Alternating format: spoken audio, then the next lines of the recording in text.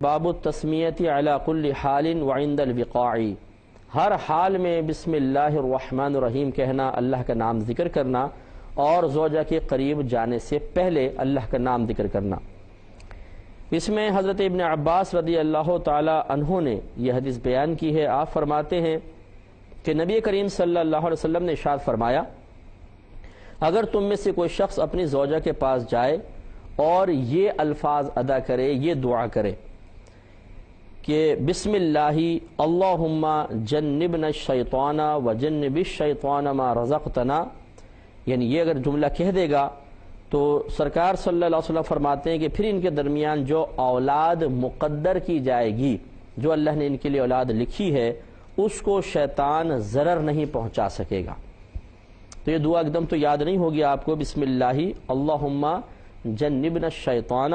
وجنب الشیطان ما رزقتنا، اے اللہ تعالیٰ ہم دونوں سے بھی شیطان کو دور رکھ، اور جو اولاد تو نے ہماری مقدر فرمائی ہے، ہمارے لیے اس کا فیصلہ کیا ہے، اس سے بھی شیطان کو دور فرما۔ تو اس کی برکت یہ ہوگی کہ انشاءاللہ پھر شیطان قریب نہیں آ سکے گا، اور بچے کو شیطان ضرر نہیں پہنچا سکتا، سرکار فرماتے ہیں۔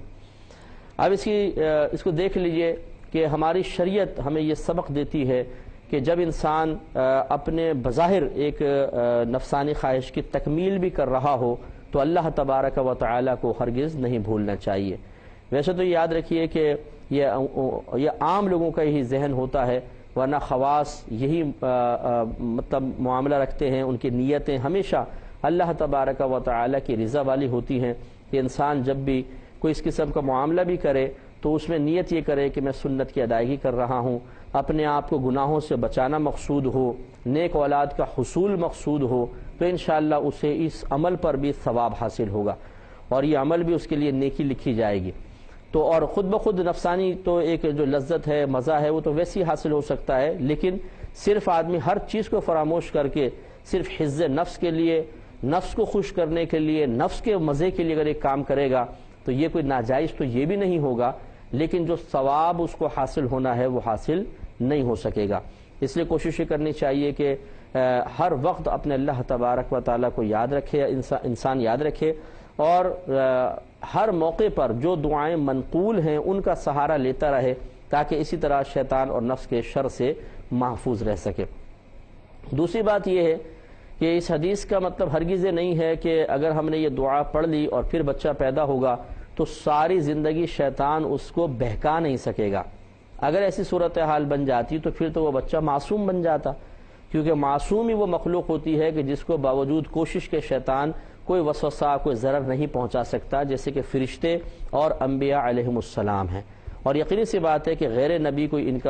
ان کی جگہ نہیں لے سکتا، ان کا مقام و مرتبہ حاصل نہیں کر سکتا ہے، کیونکہ ہمارے مذہب اسلام کے جمہور کے نزدیک انبیاء علیہ فرشتوں معصوم نہیں ہے۔ ہاں محفوظ ہو سکتے ہیں، جیسے صحابہ کرام ہیں، اور تابعین ہیں، تبع تابعین، اولیاء اسلام ہیں، اکابرین اسلام ہوتے ہیں، اللہ تعالیٰ انہیں گناہوں سے محفوظ کر دے، یہ ایک الگ بات ہے، لیکن معصوم صرف فرشتے ہوں گے یا انبیاء علیہم السلام ہوں گے۔ لہذا معلوم ہوا کہ یہ اس حدیث کا مطلب یہ نہیں ہے کہ وہ بچہ تا حیات اس انداز سے شیطان کے ہر شر سے محفوظ ہو جائے گا کہ پھر شیطان اس کو بہکا نہیں سکے گا اور پھر تو وہ بھی معصوم بن جائے، ایسا نہیں ہے۔ لہذا معلوم یہ ہوا۔ اب اس میں کئی اقوال ہیں بزرگان دین کے۔ کسی نے کہا کہ شیطان اسے جسمانی نقصان نہیں پہنچا سکتا،